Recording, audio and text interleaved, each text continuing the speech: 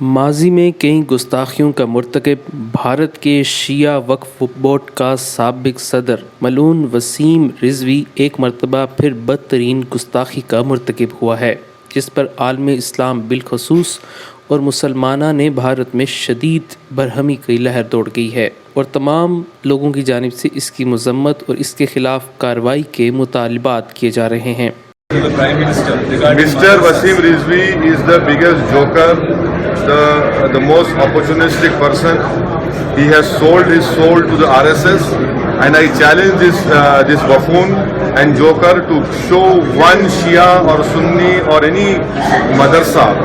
wherein such teachings are imparted. Wasim Rizvi نے supreme court سے رجوع کرتے ہوئے قرآن مجید کی 26 آیات کو حذف کرنے کے لیے ایک درخواست داخل کی ہے۔ اس درخواست میں کہا گیا ہے کہ قرآن مجید کی ان آیات سے نعوذ باللہ دہشت گردی کو شہ ملتی ہے۔ اس نے انتہائی ڈٹائی کا مظاہرہ کرتے ہوئے کہا ہے کہ دور رسالت کے بعد ابتدائی 3 خلفاء کے دور میں قرآن مجید مرتب کرتے ہوئے اس میں نعوذ باللہ اضافہ کیا گیا۔ وسیم رضوی نے اس سے قبل بھی ام المومنین سیدہ عائشہ صدیقہ رضی اللہ تعالی عنہا کی شان میں گستاخی کی تھی۔ محض دنیاوی عہدوں اور اپنے آقاؤں کو خوش کرنے کے لیے وقتاً فوقتاً وہ اس طرح کی گستاخیوں اور دل آزاری کا ارتکاب کرتا رہتا ہے، جس کی وجہ سے اسے ہر مکتب فکر کی طرف سے دائرہ اسلام سے خارج قرار دیا گیا ہے، لیکن اس کے باوجود ملعون وسیم رضوی اپنی روش پر قائم ہے اور اس سے ایسا معلوم ہوتا ہے کہ اسے کھلی چھوٹ دی گئی ہے اور مسلمانوں کے مختلف طبقات کے درمیان انتشار اور منافرت پھیلانے کے لیے مہرے کے طور پر استعمال کیا جا رہا ہے۔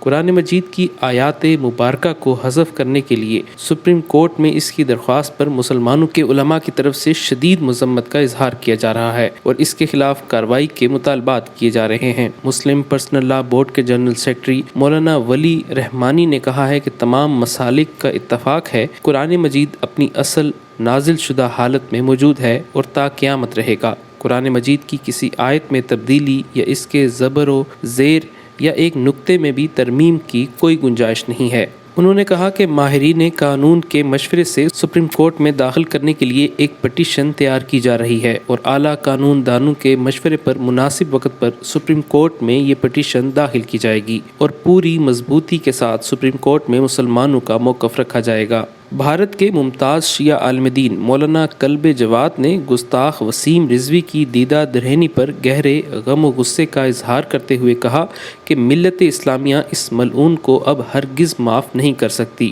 بھارت کے مختلف مقامات پر ملعون وسیم رضوی کی زہر افشانی کے خلاف مسلمانوں کے مختلف مسالک سے تعلق رکھنے والے افراد نے احتجاج بھی کیا۔ بھارت کے معروف عالم دین مولانا سجاد نعمانی نے وسیم رضوی کی ہرزہ رسائی کے جواب میں گفتگو کرتے ہوئے کہا، لکھنؤ کے ایک صاحب نے سپریم کورٹ میں ایک ریٹ دائر کی ہے جس کے ذریعے انہوں نے سپریم کورٹ سے یہ درخواست کی ہے کہ قرآن کی فلاں 26 آیتوں کو قرآن سے نکال دیا جائے۔ مسلم علماء نے بلا کسی مسلکی تفریق کے اس جاہلانہ حرکت کی سخت مذمت کی ہے اور یہ امید بجا طور پر ظاہر کی ہے کہ سپریم کورٹ اس کو ایڈمٹ ہی نہیں کرے گا اور کسی کو کوئی نوٹس سرو نہیں کیے جائیں گے، اس کو پہلے ہی مرحلے میں ریجیکٹ کر دیا جائے گا۔ لیکن میں ایک اور پہلو کی طرف توجہ دلانا چاہتا ہوں۔ ظاہر ہے کہ وہ فیسسٹ سمپردائک طاقتیں، وہ کارپوریٹ سیکٹر کی غلام طاقتیں اس صورتحال سے بہت پریشان ہیں اور وہ ہر کچھ دن کے بعد ایسی کوشش کرتے ہیں جس سے کہ پھر ایک مرتبہ ملک کا ایجنڈا بدل جائے اور لوگوں کی توجہ کسانوں، مزدوروں اور غریبوں اور منوادی ویوستھا کو اکھاڑ پھینکنے کے بجائے وہ ایک بار پھر دھارمک جو فرقہ پرستی ہے اور آپس کی نفرت ہے اس کی طرف مڑ جائے۔ چنانچہ اسی سلسلے میں کچھ دن پہلے دلی پریس کلب میں ایک پریس کانفرنس کی تھی ایک مہاشے جی نے، جس میں انہوں نے اعلان کیا تھا کہ وہ ساری دنیا کے مختلف دھرموں کو اکٹھا کریں گے۔ بھارت میں اسلام اور مسلمانوں، اور بھارت میں نہیں بلکہ وشو میں سے اسلام کو مٹا دینے کے لیے دنیا بھر کے مختلف مذاہب کے نمائندوں کو بلا کر ایک عالمی کانفرنس بلائیں گے۔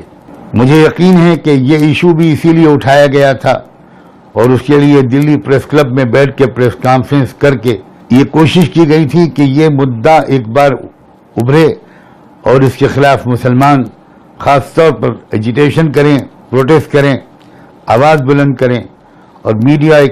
اسی کو اٹھا دے اور اس کے نتیجے میں کسان آندولن اور دوسرے جو اصلی مسائل ہیں، مدعے ہیں، وہ ایک بار پھر دبا دیے جائیں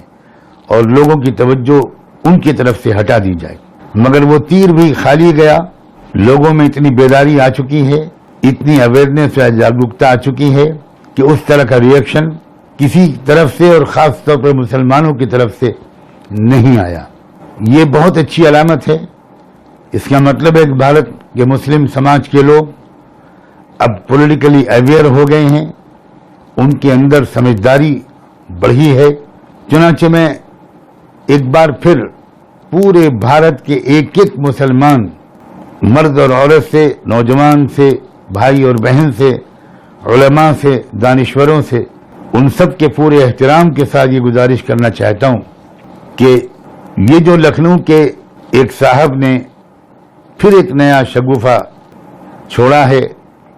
ایک نیا شوشہ چھوڑا ہے،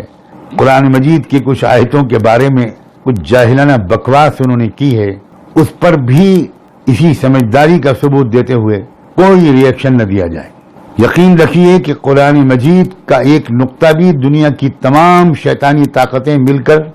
بدل نہیں سکتی، سوال ہی نہیں پیدا ہوتا اس کا۔ آپ اطمینان سے اپنے کاموں میں لگے رہیے اور دیش کے میں جو اصلی مسائل ہیں، جو کسان آندولن کے ذریعے سے ابھر گئے ہیں، انہی کے بارے میں چرچا کرتے رہیے، انہی مسائل کی طرف لوگوں کی توجہ مبذول رہے، اسی پر توجہ مرکوز رہے اور وہی مسائل گفتگو کا موضوع بنے رہے۔ جبکہ اسلامک سینٹر آف انڈیا فرنگی محلی کے چیئرمین مولانا خالد رشید فرنگی نے اس موقع پر گفتگو کرتے ہوئے کہا، پوری دنیا اس بات سے بخوبی واقف ہے کہ قرآن اللہ تبارک و تعالیٰ کی سب سے مقدس کتاب ہے۔ قرآن کسی انسان کا کلام نہیں بلکہ اللہ کا اپنا کلام ہے، جس کو کہ اللہ نے پیغمبر اسلام صلی اللہ علیہ وسلم پر تمام انسانوں کی رہنمائی اور ہدایت کے لیے نازل فرمایا ہے۔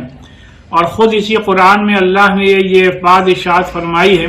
کہ اللہ نے اس کتاب کو خود نازل کیا ہے اور یقینی طور پر اللہ خود اس کی حفاظت کرنے والا ہے۔ لہذا 15-16 یا آیتیں تو دور کی بات، ایک آیت بھی بہت دور کی بات، ایک حرف بھی یا ایک زبر زیر پیش میں بھی دنیا کی کوئی طاقت اور قوت اس میں تبدیلی نہیں کر سکتی۔ لہذا جن لوگوں نے کورٹ میں یہ اپیل پیٹیشن دائر کیا ہے قرآن مجید کے نعوذ باللہ خلاف، ہم یہ سمجھتے ہیں کہ انہوں نے لاکھوں نہیں، کروڑوں نہیں، پوری دنیا کے مسلمانوں کے مذہبی جذبات کو مجروح کرنے کی کوشش کی ہے، اور پھر اس سے ہمارے اس عظیم الشان ملک کی بدنامی بھی پورے عالم اسلام میں، پوری دنیا میں ہو رہی ہے۔ لہذا ہمیں پورا یہ یقین ہے کہ ملک کے سب سے بڑی عدالت، ملک کا سپریم کورٹ، اس پیٹیشن کو انشاءاللہ خارج کر دے گا، اور حکومت سے یہ اپیل ہے کہ ایسے لوگوں کے خلاف سخت کارروائی کی جائے، جس سے کہ آئندہ کسی کی بھی یہ ہمت اور جرت نہ ہو کہ وہ کسی کے بھی مذہبی عقیدے اور کسی کے بھی مذہب کے خلاف کوئی اس قسم کی بات کہیں۔ شیعہ علماء کونسل پاکستان کے علامہ شہنشاہ نقوی نے گفتگو کرتے ہوئے کہا، کوئی شخص اگر یہ کہے کہ قرآن میں 26 آیات کا اضافہ ہے یا قرآن 40 پاروں کا ہے، وہ شخص نہ صرف مسلمانوں کے درمیان بلکہ اللہ کے نزدیک مجرم ہے، قرآن کی توہین کرنے والا مرتد اور مجرم ہے۔ ایسا شخص جو یہ کہہ رہا ہے کہ قرآن میں 26 آیات کا اضافہ کسی دور میں ہوا، اس نے 2 جرم کیے ہیں، ایک مقدسات مسلمین کی توہین اور ایک قرآن کا انکار۔ دونوں صورتوں میں ناقابل قبول ہے۔ شدید الفاظ میں مذمت کرتے ہیں، ہندوستان کی حکومت سے مطالبہ کرتے ہیں کہ اس شخص کو جس نے ماضی میں بھی فرقہ واریت پھیلانے کے ایسے ہی کچھ کام کیے، اس کو لگام دیں۔